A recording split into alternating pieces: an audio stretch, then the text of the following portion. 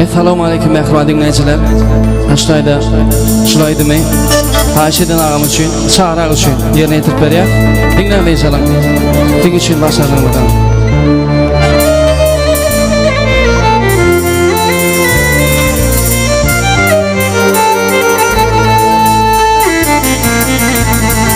Ay alır şaştacağına seni göresim geliyor, seni göresim geliyor.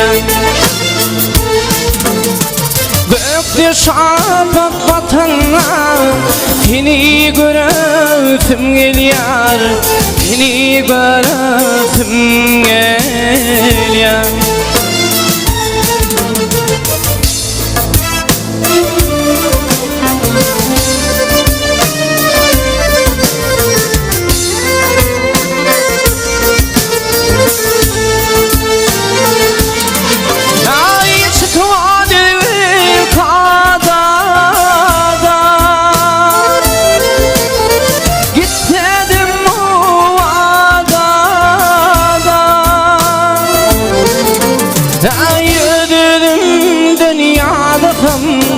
Seni göresim geliyor, seni göresim geliyor.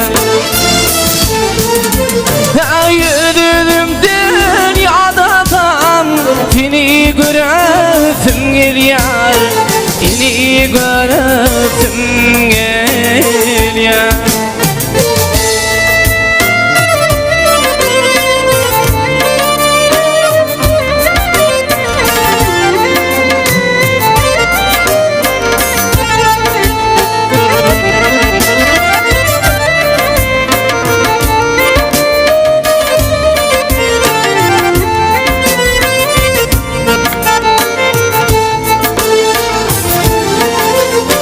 Ey ağlarken yavrum yavrum, çıkmış yalına ömrüm, çıkmış yalına ömrüm.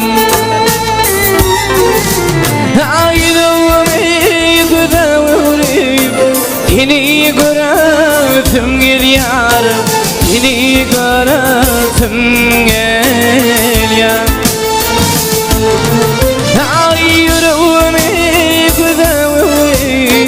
Seni göresim geliyor, seni göresim geliyor.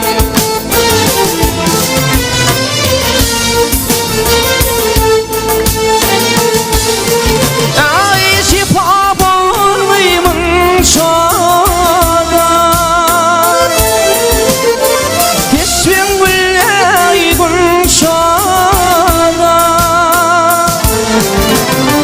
Ey gönlüm fekelen şafa, seni göresim geliyor, seni göresim geliyor. Ey gönlüm fekelen şafa, seni göresim geliyor, seni göresim geliyor. Seni göresim geliyor. Ay seni göresim